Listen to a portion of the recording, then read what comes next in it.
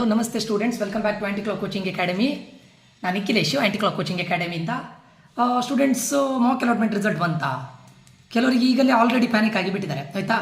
So ಅದರ ಅಪ್ಡೇಟನ್ನು ಕೊಡ್ತಾ ಇದ್ದೇನೆ. ಪ್ಲಸ್ ಒಂದು ನಮ್ಮದು ನ್ಯಾಷನಲ್ ಸ್ಕಾಲರ್ಶಿಪ್ ಪೋರ್ಟಲಿಂದ ಅಂದರೆ NSP ಇಂದ ಸ್ಕಾಲರ್ಶಿಪ್ನ ಒಂದು ವಿಷಯದ ಬಗ್ಗೆ ನಾನು ಹೇಳ್ತಾ ಇದ್ದೇನೆ. ಪ್ಲಸ್ SSP ಬಗ್ಗೆನೂ ಹೇಳ್ತೇನೆ. SSP ಬಗ್ಗೆ ಒಂದು ಸಿಂಪಲ್ ಇಂಟ್ರೊಡಕ್ಷನ್ ಕೊಡ್ತೇನೆ. ಮುಂದಿನ ವೀಡಿಯೋದಲ್ಲಿ SSP ಬಗ್ಗೆ ಹೇಳ್ತೇನೆ, ಓಕೆ.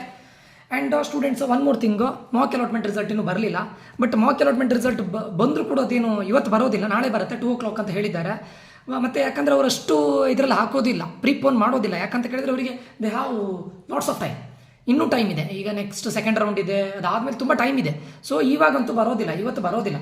ನಾಳೆ ಹೇಳಿದ್ದಾರೆ 2 o'clock ಅಂತ ಹೇಳಿದ್ದಾರೆ. ಬಟ್ 2 o'clock ಲಾಗಿನ್ ಆಗಿ ಮತ್ತೆ ಅಲ್ಲೂ ಕೂಡ ಹರಿಬರಿ ಮಾಡಬೇಡಿ.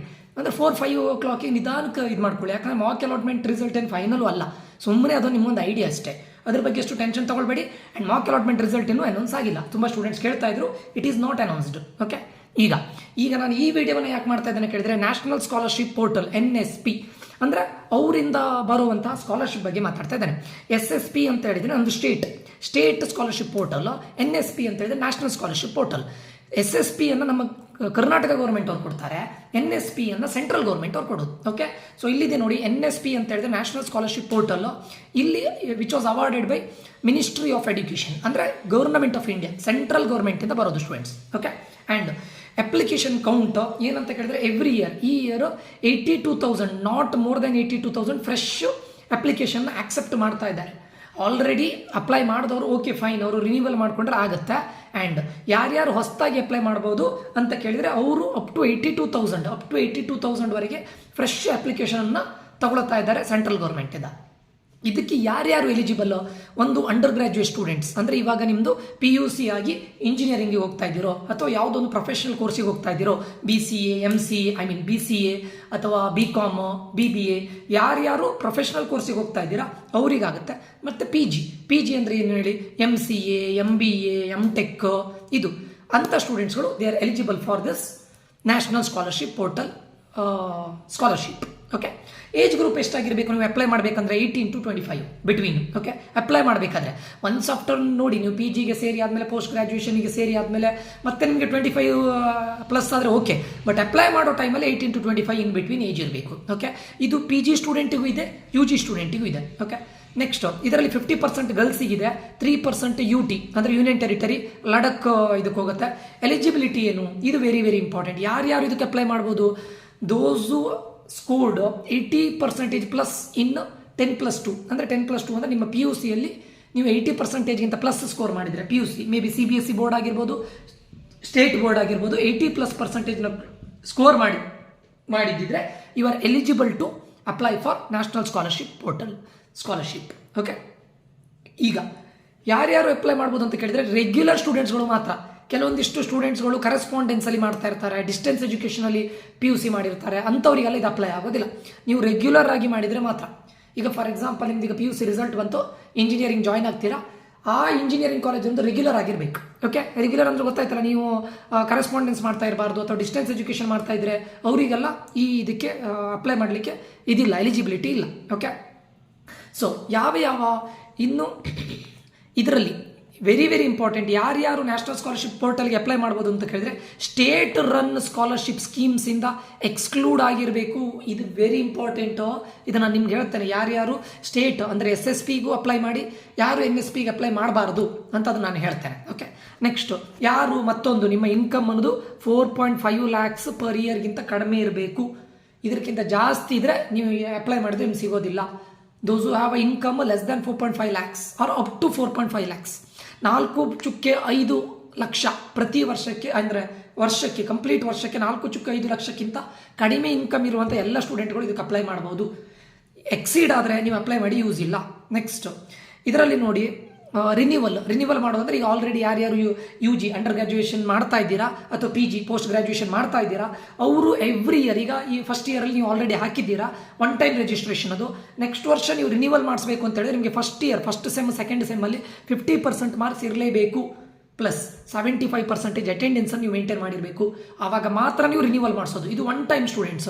ಇವಾಗ ನೀವು ಸೆಕೆಂಡ್ PUC ಆಯಿತಾ, ಇಂಜಿನಿಯರಿಂಗ್ ಜಾಯ್ನ್ ಆಗ್ತೀರಾ, ಆವಾಗ ನೀವು ಇದಕ್ಕೆ ಒನ್ ಟೈಮ್ ರಿಜಿಸ್ಟ್ರೇಷನ್ ಮಾಡ್ತೀರಾ. ಒನ್ ಟೈಮ್ ರಿಜಿಸ್ಟ್ರೇಷನ್ ಮಾಡಿ ಆದಮೇಲೆ ಎವ್ರಿ ಇಯರ್ ನೀವು ರಿನ್ಯೂವಲ್ ಮಾಡಿಸ್ತಾ ಇರಬೇಕು. ರಿನ್ಯೂವಲ್ ಮಾಡಿಸೋದು ಅಂತ ಹೇಳಿದ್ರೆ ಫಸ್ಟ್ ಸೆಮ್ ಮತ್ತು ಸೆಕೆಂಡ್ ಸೆಮ್ಮಿನ ಮಾರ್ಕ್ಸ್ ಕಾರ್ಡನ್ನು ಅಪ್ಲೋಡ್ ಮಾಡಬೇಕು. ಸೊ ದಟ್ ಅದು ರಿನ್ಯೂವಲ್ ಆಗುತ್ತೆ. ಓಕೆ, ಸೊ ಅವರಿಗೆ ರಿನ್ಯೂವಲ್ ಯಾವಾಗ 50% ಮಾರ್ಕ್ಸ್ ಇರಬೇಕು, 75% ಅಟೆಂಡೆನ್ಸ್ ಇದ್ದರೆ ಮಾತ್ರ. ಯಾವುದಾದ್ರೂ ಸಬ್ಜೆಕ್ಟ್ ಬ್ಯಾಕ್ ಆದರೆ ನಿಮಗೆ ರಿನ್ಯೂವಲ್ ಇಲ್ಲ, ಹೋಯ್ತು ಅಲ್ಲಿಗೆ. ನ್ಯಾಷನಲ್ ಸ್ಕಾಲರ್ಶಿಪ್ ಪೋರ್ಟಲಿಂದ ನಿಮ್ಮನ್ನು ರಿಮೂವ್ ಮಾಡ್ತಾರೆ, ಅಲ್ಲಿ ನಿಮಗೆ ಸ್ಕಾಲರ್ಶಿಪ್ ಬರೋದಿಲ್ಲ. ಅದಕ್ಕೆ ಸಬ್ಜೆಕ್ಟ್ಗೆ ಬ್ಯಾಕ್ ಇಟ್ಕೊಳ್ಬಾರ್ದು, ಆಯಿತಾ. ಇದಕ್ಕೆ ಯಾರ್ಯಾರು ಅಟೆಂಡ್ ಮಾಡ್ಬೋದು? ಎಲ್ಲರೂ students. Even general merit category students ಕೂಡ ಇದಕ್ಕೆ ಅಟೆಂಡ್ ಮಾಡ್ಬೋದು. ಇದರಲ್ಲಿ ಜನರಲ್ ಮೆರಿಟಲ್ಲಿ ಯಾರು ಅಂತ ಕೇಳಿದ್ರೆ ಇಕನಾಮಿಕಲಿ ವೀಕರ್ ಸೆಕ್ಷನ್ ಇರ್ತಾರೆ ನೋಡಿ ಅವರಿಗೆ. Okay, SC, ST, OBC, minority, general merit students ಎಲ್ಲರೂ ಮಾಡ್ಬೋದು. ಬಟ್ ಜನರಲ್ ಮೆರಿಟ್ ಸ್ಟೂಡೆಂಟ್ಸಲ್ಲಿ ಯಾರು ಇಕನಾಮಿಕಲಿ ವೀಕರ್ ಸೆಕ್ಷನಲ್ಲಿ ಇರ್ತಾರೆ ನೋಡಿ ಅವರು. ಓಕೆ, ಸೊ ರಿಸರ್ವ್ಡ್ ಕ್ಯಾಟಗರೀಸು ಇರುತ್ತೆ. ಇದರಲ್ಲಿ ನೋಡಿ 15% SC ಅವರಿಗೆ ಇರುತ್ತೆ, 7.5% ST ಕ್ಯಾಟಗರಿ ಇರುತ್ತೆ, 25% OBC ಇರುತ್ತೆ. ಇದು ಮತ್ತೆ ಡಿವೈಡ್ ಆಗ್ತಾ ಹೋಗುತ್ತೆ. ಮತ್ತು ಎವ್ರಿ ಸ್ಟೇಟಿಂದ ಇದು ನೋಡಿ ನ್ಯಾಷನಲ್ ಸ್ಕಾಲರ್ಶಿಪ್ ಪೋರ್ಟಲ್ ಅನ್ನೋದು ಅಥವಾ ನ್ಯಾಷನಲ್ ಸ್ಕಾಲರ್ಶಿಪ್ ಅನ್ನೋದು, ಈ ಸ್ಕಾಲರ್ಶಿಪ್ ಬರೋದು ಸೆಂಟ್ರಲ್ ಗೌರ್ಮೆಂಟ್ ಆಗಿರೋದ್ರಿಂದ ಒಂದಿಷ್ಟು ಸ್ಟೇಟ್ಗಳಿಗೆ ಮಾತ್ರ ಇರೋದು. ಇದು ಇಂಡಿಯಾದಲ್ಲಿರೋ ಎಲ್ಲ ಸ್ಟೇಟ್ಗಳಿಗೂ ಇದನ್ನು ಕೊಡೋದಿಲ್ಲ. ಆ ಸ್ಟೇಟಲ್ಲಿ ಪ್ರತಿಯೊಂದು ಸ್ಟೇಟಿಗೆ ಇಂತಿಷ್ಟು ರಿಸರ್ವೇಷನ್ ಅಂತ ಇರುತ್ತೆ. ಅಂದರೆ ಪ್ರತಿಯೊಂದು ಸ್ಟೇಟಿಂದ ಇಂತಿಷ್ಟು ಸ್ಟೂಡೆಂಟ್ಗಳಿಗೆ ಸ್ಕಾಲರ್ಶಿಪ್ಪನ್ನು ಕೊಡ್ತಾರೆ. ಓಕೆ, ಸೊ ಆ ಥರ ಪ್ರೊಸೀಜರ್. ಈಗ ಏನು ಮಾಡಬೇಕಂತ ಕೇಳಿದರೆ ನೀವು www.scholarship.government.in ಅಂತ ವೆಬ್ಸೈಟ್ ಇದೆ, ಅದಕ್ಕೆ ಹೋಗಿ ನೀವು ರಿಜಿಸ್ಟರ್ ಮಾಡ್ಕೊಳ್ಬೇಕು. ಆಯಿತಾ, ರಿಜಿಸ್ಟರ್ ಮಾಡುವವರು ತುಂಬ ಇದನ್ನು ಕೇಳ್ತಾರೆ, ಎಲ್ಲ ಡಾಕ್ಯುಮೆಂಟ್ಸನ್ನು ತೊಗೊಂಡೋಗಿರಿ. ಆ್ಯಂಡ್ ಇವಾಗ ನೀವು ರಿಜಿಸ್ಟರ್ ಮಾಡಲಿಕ್ಕೆ ಆಗೋದಿಲ್ಲ ಸ್ಟೂಡೆಂಟ್ಸ್. ಯಾಕಂತ ಕೇಳಿದರೆ ಅವ್ರು ನೀವೀಗ ಪ್ರೆಸೆಂಟ್ಲಿ ಯಾವ UG ಕೋರ್ಸ್ ಮಾಡ್ತಾ ಇದ್ದೀರಾ, ಇಂಜಿನಿಯರಿಂಗ್ ಸೇರಿದ್ದೀರಾ, ಅದು ಬೇಕಾಗುತ್ತೆ. ಬಟ್ ನಿಮ್ದೇನು ಇಂಜಿನಿಯರಿಂಗ್ ಅಡ್ಮಿಷನ್ ಆಗಿಲ್ಲ ಅಲ್ವಾ. ಸೊ ಎಲ್ಲಿವರೆಗಿದೆ ಟೈಮ್ ಅಂತ ಕೇಳಿದರೆ October 30th ಇದೆ. ಅಕ್ಟೋಬರ್, ಅದು ಸೆಪ್ಟೆಂಬರ್ವರೆಗೂ ಎಕ್ಸ್ಟೆಂಡ್ ಆಗ್ಬೋದು. ಬಟ್ ಲಾಸ್ಟಿಗೆ ಮತ್ತೆ ಎಕ್ಸ್ಟೆಂಡ್ ಆಗ್ಲಿಕ್ಕೆ ವೆಯ್ಟ್ ಮಾಡ್ತಾ ಇರಬೇಡಿ. October 30th ಇದೆ, ಅಷ್ಟರವರೆಗೂ ಟೈಮ್ ಇದೆ. ಓಕೆ, ಯಾಕಂತ ಕೇಳಿದ್ರೆ ನೀವು ಇಂಜಿನಿಯರಿಂಗ್ ಜಾಯ್ನ್ ಆದ ನಂತರ ನೀವು ಅಲ್ಲಿ ಓದ್ತಾ ಇದ್ದೀರಾ ಅಂತ ಹೇಳಲಿಕ್ಕೆ ಅವ್ರಿಗೆ ಒಂದು ಸ್ಟಡಿ ಸರ್ಟಿಫಿಕೇಟ್ ಬೇಕಾಗುತ್ತೆ, ಅಪ್ಲೋಡ್ ಮಾಡಬೇಕಾಗುತ್ತೆ. ಓಕೆ, ಎಷ್ಟು ಅಮೌಂಟ್ ಬರುತ್ತೆ? ಯಾರ್ಯಾರು ನ್ಯಾಷನಲ್ ಸ್ಕಾಲರ್ಶಿಪ್ ಪೋರ್ಟಲಿಗೆ ಅಪ್ಲೈ ಮಾಡ್ತೀರಾ, ಇಫ್ ಯು ಆರ್ ಎಲಿಜಿಬಲ್, ಅವ್ರು ನಿಮ್ಮನ್ನು ಸೆಲೆಕ್ಟ್ ಮಾಡಿದ್ರೆ 12,000 ರೂಪೀಸ್ ಫಸ್ಟ್ 3 years. ಇಂಜಿನಿಯರಿಂಗ್ ಸ್ಟೂಡೆಂಟ್ಸಿಗೆ ಫಸ್ಟ್ 3 years 12,000 ರೂಪೀಸ್ ಬರುತ್ತೆ. 4th year ಅವರಿಗೆ 20,000 ಬರುತ್ತೆ, ಆಯಿತಾ. 4th year PG ಸ್ಟೂಡೆಂಟ್ಸ್ಗಳಿಗೆ 20,000 ಬರುತ್ತೆ. ಇದು PG ಸ್ಟೂಡೆಂಟ್ಸ್ ಇರೋದು 2 ವರ್ಷ. MTech ಮಾಡೋದಾದರೆ 2 years ಇರುತ್ತೆ. 2 years 20,000 ಬರುತ್ತೆ. ಇಂಜಿನಿಯರಿಂಗ್ ಸ್ಟೂಡೆಂಟ್ಸ್ ನೋಡಿ ಫಸ್ಟ್ 3 years 12,000 ಬರುತ್ತೆ, 4th year 20,000 ಬರುತ್ತೆ. ಅಂದರೆ ಓವರ್ ಆಲ್ ಆಗಿ ಒಂದು 56,000 ನಿಮ್ಗೆ ಬರುತ್ತೆ ಓವರ್ ಆಲ್ ಆಗಿ. ಎಲ್ಲಿಂದ? ನ್ಯಾಷನಲ್ ಸ್ಕಾಲರ್ಶಿಪ್ ಪೋರ್ಟಲಿಂದ. ಓಕೆ, ಸೊ ಮತ್ತೆ ಉಳಿದಂಥ ಕೋರ್ಸ್ ಅವರಿಗೆ 3 yearsಗೆ 12,000. ಇಂಜಿನಿಯರಿಂಗ್ 4 years ಕೋರ್ಸ್ ಆಗಿರ್ಲಿಕ್ಕೆ ಹೋಗಿ 3 years 12,000, 4th year 20,000 ಬರುತ್ತೆ. ಓಕೆ, ಇದಾಯಿತು. ಡಿಸ್ಬರ್ಸ್ಮೆಂಟ್ ಹೇಗಾಗುತ್ತೆ, ಹೇಗೆ ಅದನ್ನು ನಿಮಗೆ ಡಿಸ್ಬರ್ಸ್ ಮಾಡ್ತಾರೆ? ನಿಮ್ಮ ಅಕೌಂಟಿಗೆ ಡೈರೆಕ್ಟ್ ಬರುತ್ತಾ? ಎಸ್, ನಿಮ್ಮದೇ ಒಂದು ಅಕೌಂಟ್ ಇರುತ್ತಲ್ವ, ಅದು ನೀವು ಕೊಟ್ಟಿರಬೇಕು. ಆ ಅಕೌಂಟಿಗೆ ಅವರು ಡೈರೆಕ್ಟ್ ನಿಮಗೆ ಇದು ಮಾಡ್ತಾರೆ. ಓಕೆ, ಡೈರೆಕ್ಟ್ ಬೆನಿಫಿಷಿಯರಿ ಟ್ರಾನ್ಸ್ಫರ್ ಅಂತ ನಿಮ್ಮ ಅಕೌಂಟಿಗೆ ಡೈರೆಕ್ಟ್ ಟ್ರಾನ್ಸ್ಫರ್ ಮಾಡಿ ಬಿಡ್ತಾರೆ. ಓಕೆ, ನೆಕ್ಸ್ಟ್ ಇದು ಒನ್ ಟೈಮ್ ರಿಜಿಸ್ಟ್ರೇಷನ್. ನೀವು ಒಂದೇ ಟೈಮ್ ರಿಜಿಸ್ಟರ್ ಮಾಡೋದು. ಒನ್ ಟೈಮ್ ರಿಜಿಸ್ಟರ್ ಮಾಡ್ತಾ ಇದ್ರೆ ಎವ್ರಿ ಟೈಮ್ ಅದನ್ನು ರಿನ್ಯೂವಲ್ ಮಾಡಿಸ್ಬೇಕಷ್ಟೇ. ಮತ್ತೆ ಎವ್ರಿ ಟೈಮ್ ನೀವು ಡಾಕ್ಯುಮೆಂಟ್ ಅಪ್ಲೋಡ್ ಮಾಡಬೇಕು, ಅದು ಮಾಡಬೇಕು, ಇದು ಮಾಡಬೇಕಂತ ಇರೋದಿಲ್ಲ. ಡಾಕ್ಯುಮೆಂಟ್ ಕೆಲವೊಂದು ನೆಸೆಸಿಟಿ ಡಾಕ್ಯುಮೆಂಟ್ನ ಅಪ್ಲೋಡ್ ಮಾಡಬೇಕಾಗತ್ತೆ. ಯಾವುದಂತ ಕೇಳಿದ್ರೆ first sem second sem marks ಕಾರ್ಡನ್ನು ಕೇಳಬಹುದು, ಅದೆಲ್ಲ ಅಪ್ಲೋಡ್ ಮಾಡಬೇಕಾಗತ್ತೆ. ಅದರ್ವೈಸ್ ಬೇರೆ ಏನು ಇರೋದಿಲ್ಲ. ಓಕೆ, ಇದಕ್ಕೆ ಸದ್ಯಕ್ಕೆ last date October 30th 31st ಅಂತ ಹೇಳಿದ್ದಾರೆ. ಮೇ ಬಿ ಎಕ್ಸ್ಟೆಂಡ್ ಆಗ್ಬೋದು, ಬಟ್ ಅಲ್ಲಿವರೆಗೆ ವೆಯ್ಟ್ ಮಾಡಬೇಡಿ.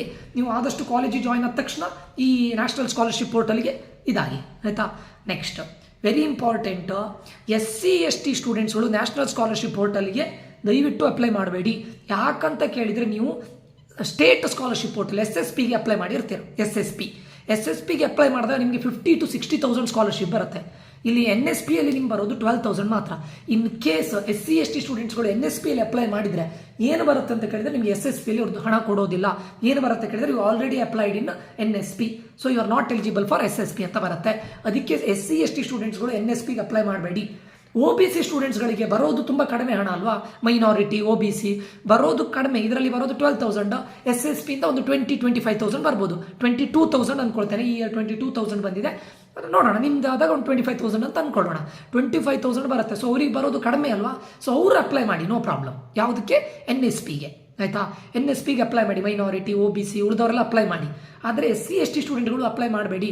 ಯಾಕಂದರೆ ಇದಕ್ಕೆ ಅಪ್ಲೈ ಮಾಡಿದರೆ ನಿಮ್ಗೆ ಅಲ್ಲಿ ಇದಕ್ಕೂ ಸಿಗೋದಿಲ್ಲ, SSPಯಲ್ಲಿ ನಿಮಗೆ ಸ್ಕಾಲರ್ಶಿಪ್ ಸಿಗೋದಿಲ್ಲ, ಅದಕ್ಕೋಸ್ಕರ. ಓಕೆ, ಸೊ ಮತ್ತೊಂದು ಏನಂತ ಕೇಳಿದರೆ NSPಯಲ್ಲಿ ನೀವು ಅಪ್ಲೈ ಮಾಡಿದ ತಕ್ಷಣ ಸ್ಕಾಲರ್ಶಿಪ್ ಸಿಗುತ್ತೆ ಅಂತ ಗ್ಯಾರಂಟಿ ಇಲ್ಲ.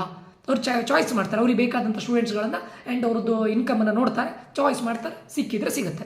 ಎವ್ರಿ ಇಯರ್ 12,000 ಆಲ್ರೆಡಿ ಓಪನ್ ಆಗಿದೆ. ಇವಾಗಲೇ ಆಗೋದಿಲ್ಲ, ಯಾಕಂದ್ರೆ ಮುಂದಿನ ಕಾಲೇಜಿನೂ ಡಿಸೈಡ್ ಆಗಿಲ್ಲಲ್ಲ. CET ಅವರು ತುಂಬ ಬೇಗ ಕ್ವಿಕ್ಕಾಗಿ ಮಾಡ್ತಾ ಇದ್ದಾರೆ, ತುಂಬ ಕ್ವಿಕ್. KE ಇದವರು ಬಿಡಿ, ಕರ್ನಾಟಕ ಎಕ್ಸ್ಟೆಂಡೆಡ್ ಅಥಾರಿಟಿ ಅವರು ತುಂಬ ಕ್ವಿಕ್. ಓಕೆ, ಸದ್ಯಕ್ಕಂತೂ ನಿಮ್ಗೆ ಆಗೋದಿಲ್ಲ ಇದು, ಬಟ್ ಇದು ಗೊತ್ತಿರಲಿ.